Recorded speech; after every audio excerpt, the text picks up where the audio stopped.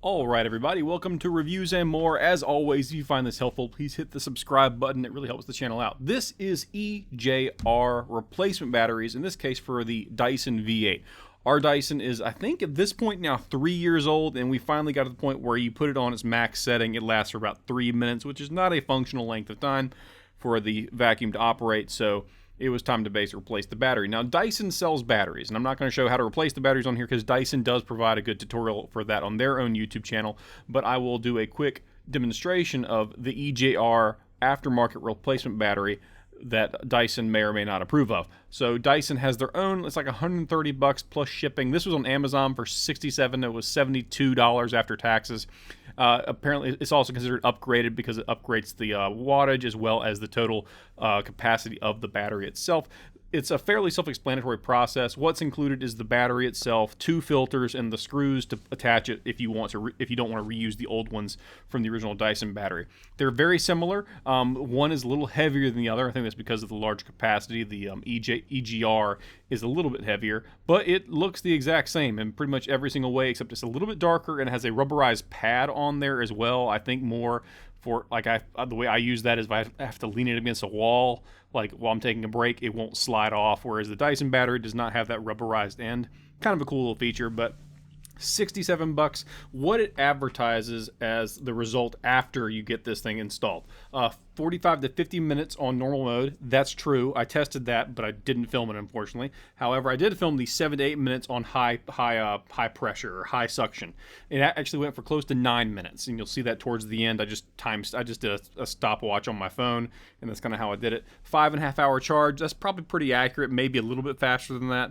But the overall best use of the Dyson, in my opinion, is the maximum power setting, so that's what I tested it on to show you guys. Assembling, very fast, very simple. Again, I'm not going to show the video, but Dyson has a very good explanation on how to replace their batteries on all their products, which is nice. This does come with a new filter and a new HEPA filter, as well as a new intake filter. The intake filter is a little bit different than what comes from factory, but it still fits the exact same. It just doesn't have that plastic cover that kind of meshes over top of like the tubing stuff on the top.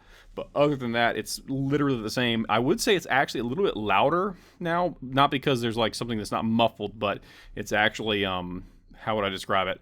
I think there's more power going from the battery to the machine, so I think it's more consistent. But that's what I ended up with. So far, this thing has been great. We were worried about spending up. I think Dyson charges like $130, I think, with plus shipping, and we were not up for that when we can get like a new Dyson for just under $300 at Sam's Club. So we're like, we could do that, or have to replace this battery again, and it'd just be like a sunk cost kind of deal. And then, lo and behold, go to Amazon, and EGR is one of the biggest battery makers for aftermarket Dyson stuff, and it worked perfectly. The suction's awesome. In fact, after using this thing for a while, because I hadn't been able to replace the filters, when I actually ran this through my house, we have a dog, the entire house smelled substantially cleaner because so much air was being sucked into the actual filter system that was now completely brand new, so the smell was better. Overall, just a great $70 investment after 3 years. That's not a bad deal for me. You can also buy packs that include multiple filters, that kind of stuff. So if you want to go that route, you can. And I think they have different Dyson batteries from V6 all the way to like V15 or something. So that's a pretty good deal. Now at the very end of this, you'll see just a quick stopwatch display and me taking the filters off. All that goes on and off real easy. The filters are a little bit different. The ones that came with my Dyson had that kind of clear plastic, but who really cares as long as it does the job. But it looks the exact same.